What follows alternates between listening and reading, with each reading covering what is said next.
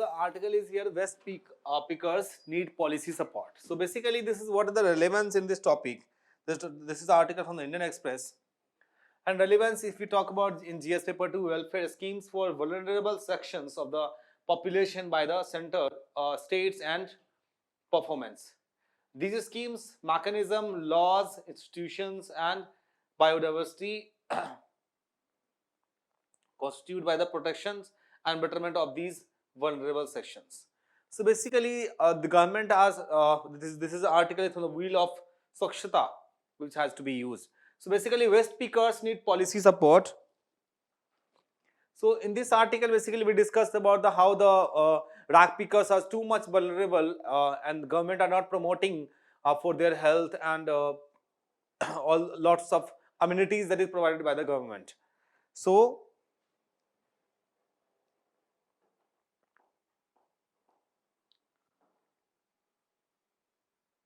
okay, so as we can see in short it here, like no, their rag pickers is working is picking the garbage and there are no identity card, no formal integration with the waste management system, no space for segregating garbage leading to the harassment by the authority, lack of access to healthcare, mixing of hazardous waste like needles, glasses, sanitary napkins result in injuries and diseases, no pensions, kids have to be accompanied to the landfills and no Anganwadi present in bastis as well. 1.5 lakh rag pickers handled almost 20% of daily 10,000 MT of waste generated in the city. Basically, so in that scenario, if there is a word is no formal integration, so that is the informal jobs. And formal and informal jobs are those like formal jobs are those jobs which the government of India at least providing one security to the people who is working. And informal jobs like a person who is associated with the like Zomato, Swiggy, they are known to be a gig workers. And basically they are working in the informal sector, informal which means there are no social security that is provided by the government of India. So this article is basically talks about the rag pickers. So it is estimated that India generates 65 million tons MT of waste each year and is home to more than 4 million waste pickers. Predominantly women, this army of waste picker of Safai Sathis is the backbone of traditional waste management in the most Indian cities.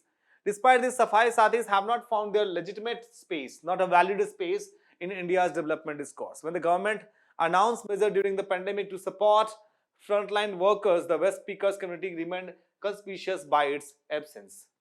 So this is particularly disheartening by they continue to collect and sort rising amounts of potentially dangerous waste, because these people have not have a bank accounts, not have a voter ID card, so that government, how it possible to government is provide to amenities until unless they do not have voter ID cards, they do not have Aadhaar cards, they are not willing to do it, right? So if they have voter ID card, if they have government ID card, if they are anything, that then government can transfer such kind of money in the COVID time. And this is particularly disheartening as they continue to collect it and sort through rising amounts of potentially dangerous waste, including masks, hazmat suits and plastic face shield. There are multiple vulnerabilities, including low and uncertain incomes.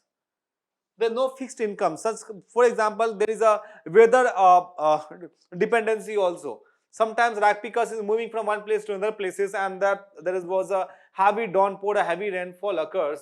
In that case, that's not possible to think about like the income sources. So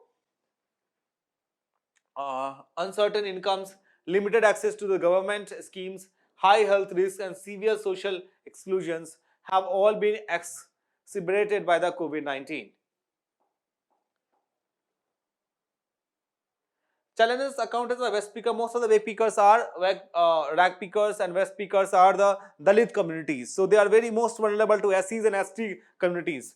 So whether working on a landfills or picketing waste on the street, waste pickers face a variety of challenges. 90% of the waste pickers are Dalits in India or belong to the scheduled caste or scheduled tribe. So we have to think about why they are very prone to only scheduled caste and scheduled tribe are very prone to rag pickers or waste pickers.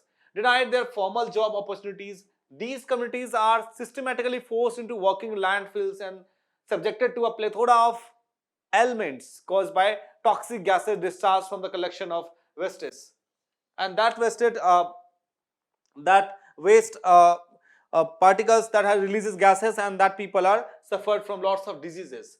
And this can vary from asthma, tuberculosis, eye irritation to potentially fatal diseases like dengue, malaria, like Japanese encephalitis and Kala-Azar also. Additionally, the West speakers have to bend their backs while shifting through the West constantly and thus fall prey to muscular disorders. So despite this, hospitals exclude them from government health schemes. Because why the hospitals exclude them from the government health scheme? Because they do not have any government ID card. So that how can hospital can report to the government of India that these they are if the four rag pickers has to be admitted in that hospital, how that hospital can then report to the government of India that the four people are like we are providing free medicine to that people if they do not have any voter ID card. So these basically, despite this, hospital excluded them from government health schemes based on their identity and occupations.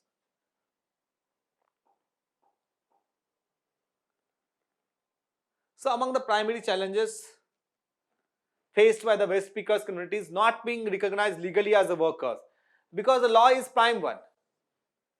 The cost of non-recognition is high. The result in West speakers communities facing numerous forms of discrimination in our society and harassment, repeated violations and abuse and their basics and their basis and their fundamental rights. So basically, the rag pickers in our community as not is sometimes a bullying also. So they are often seen as labeled as vagrants. That kind of that people consider him as the Avara people. So state municipalities do not legally permit a state municipality do not legally permit waste speakers to segregate and sell waste from garbage dumps across the country. They are deemed to committing theft under Indian Penal Code 1860. So law has to be made, but there are no social security to that particular person. Child waste speakers are vulnerable given their poor knowledge and awareness regarding occupational and environmental hazards. Not only this, they often find themselves attacked by adult waste speakers who see them as a threat of their livelihoods. Not only do they work long hours of low wages, but are also vulnerable to exploitation. Child abuse and trafficking is also happening. Is there the person as we can saw about Kailash Satyarthi Foundation, the person who got Nobel Prize award for for the child education. So government has to think about such kind of activities. Lack of unity amongst West speakers means that other West speakers are viewed as opponents with whom to compete for recycled material. Lack of proper waste management practiced by local and district municipalities at landfill sites. Unfair and inconsistent price from buyers of collected waste. No guarantee of regular income from waste picking as a livelihood. So basically, the thing is, like, these all data shows that rag pickers condition, the plight of rag pickers is not too good in our country. So government has to think about their welfare and well-being of the people. So what has the government done so far in the terms of rag pickers or like a waste pickers? Three main policies govern solid waste management in India that aims to target marginalized communities. NAPCC, which means National Action Plan on Climate Change. MSWMM, which means Municipal Solid Waste Management Manual issued by the Central Public Health and Environmental Engineering Organization. Solid Waste Management Rules 2016. After in-depth analysis, the common theme can be observed. While these policies recognize waste pickers and their concern and acknowledge that the unsanitary conditions in these landfills are overly problematic for the waste pickers frequenting these sites. There are no actionable elements to these policies.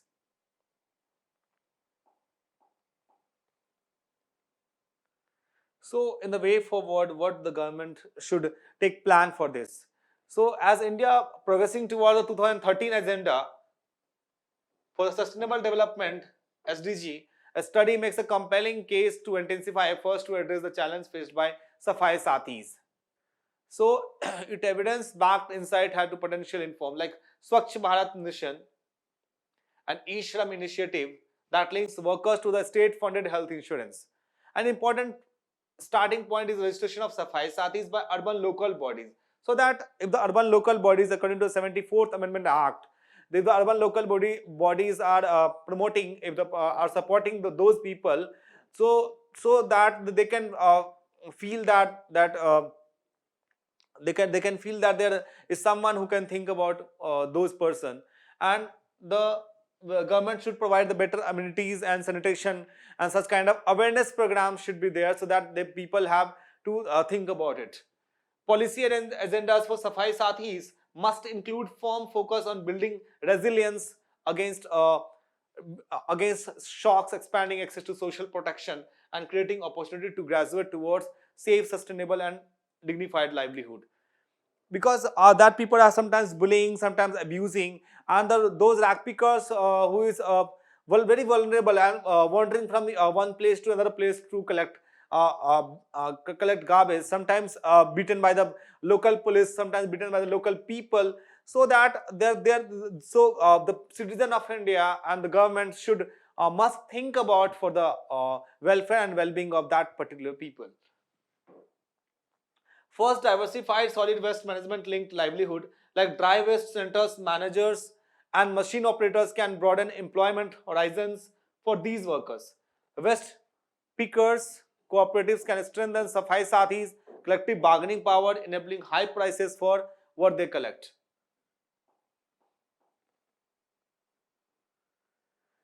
And the second thing that the government should a welfare framework to design social protection scheme explicitly for the Safai Sathis. In the medium term, there is a clear need to create better, safer, decent jobs in the economy. The informal workers like Safai Sathis can eventually move to support by the efforts to enhance their skills. Finally, the India makes determined strides towards realizing the sustainable development goals, SDG goals. It must look at exploring alternative technology-led circular economy models that eliminate the need for any persons to do this hazardous work manually. So basically, government should need to promote such kind of awareness program and such kind of like this some other opportunity so that people can not suffer such diseases as well.